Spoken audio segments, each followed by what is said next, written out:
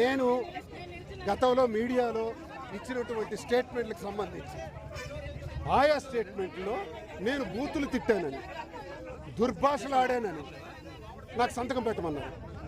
నేను డిబేట్స్కి వెళ్ళటం నిజం. వైఎస్ఆర్సీపీ నాయకుడిగా ఇప్పుడు సస్పెండ్ అయినా సరే ఎమ్మెల్సీగా పలు డిబేట్లలో పాల్గొనటం నిజం.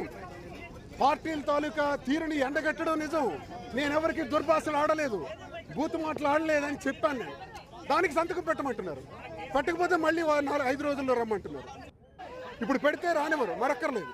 పెట్టలేదు కాబట్టి మళ్ళీ 5 రోజుల్లో రమ్మన్నారు. ఏమిటి దారుణం అని అడుగుతున్నాను. ఎస్పీ గారు, డిఎస్పీ గారు, సిఐ గారు, మీరు కాదు మాకు టార్గెట్. మీ మీద మేము మాట్లాడదలుచుకున్నాం. మీ పని మీరు చేశారు.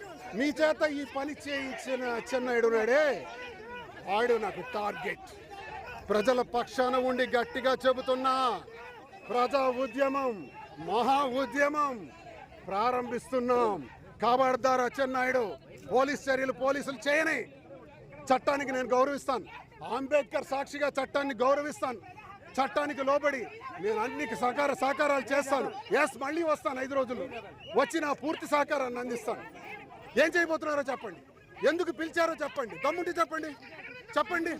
నేను ఒకవేళ 7 years అబౌవ్ నా సెక్షన్ అయింటే ఇప్పుడు అరెస్ట్ చేయండి అయ్యా, జైల్లో పెట్టండి అయ్యా.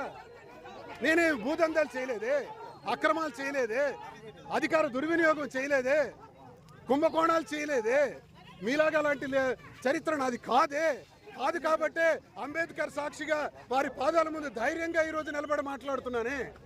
ఏం కేసులు పెడతారబ్బా? ఐటీ కేసులు పెట్టి నిర్బంధిస్తే దువ్వాడ శ్రీనివాస్ మాదిరి భయపడిపోతారా? రెచ్చిపోతాం. మరింత రెట్టింపు ఉత్సాహంతో ముందుకెళ్తాం. జాగ్రత్త.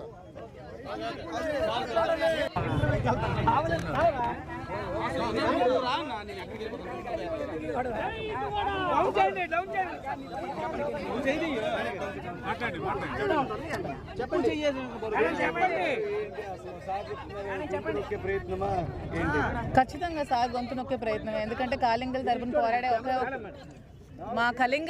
పోరాడే ఒకే ఒక వ్యక్తి ఎవరైనా ఉన్నారంటే దువ్వాడ శ్రీనివాస్ గారు మాత్రమే. సో దువ్వాడ శ్రీనివాస్ గారు గొంతు నొక్కేస్తే కులం అంతా చచ్చిపోద్దని అనుకుంటున్నారు. కానీ ట్రై చేసి చూడండి, ఇంకా రెచ్చిపోతారు, ఇంకా ఉధృతం అవుతుంది ఈ పోరాటం. అసలు ఈ రోజు నుంచే శ్రీనివాస్ గారు అంటే ఈ రోజు నుంచే స్టార్ట్ అయ్యింది. ఇది ఎలా అవుతుందో ఇంకా అచ్చెన్నాయుడు కాసుకోమన్నారు కదా, అదే నా మీద కూడా కేసు కట్టారు. మీరే చూశారు. మీ మీడియా సమక్షంలోనే నేను ప్రశాంతంగా కింద కూర్చొని దువ్వాడ శ్రీనివాస్ గారిని విడుదల చేయాలని మేము కోరుకున్నాము. ఒక ఎమ్మెల్సీగా అతన్ని తెచ్చి ఎందుకు ఉంచారు? అతను ఏమైనా భూ కబ్జాలా, భూదందాలా, ఏం చేశారు? ప్రశ్నిస్తే అరెస్టులు చేసి తీసుకెళ్లి స్టేషన్లో పెడతారా? 2 గంటలు విచారణ చేస్తారా? ఒక సిట్టింగ్ ఎమ్మెల్సీని అంటే నన్ను కూడా ఇచ్చుకెళ్ళి ఒక ఆడదాన్ని కూడా చూడకున్నా స్టేషన్లో పెట్టి నా మీద కూడా కేసులు బనాయించారు. సో కాలం అందరికీ సమాధానం చెప్తుంది. కర్మ సిద్ధాంతాన్ని నేను బాగా నమ్ముతాను. అచ్చెన్నాయుడు ఈ కర్మను అనుభవించక తప్పదు.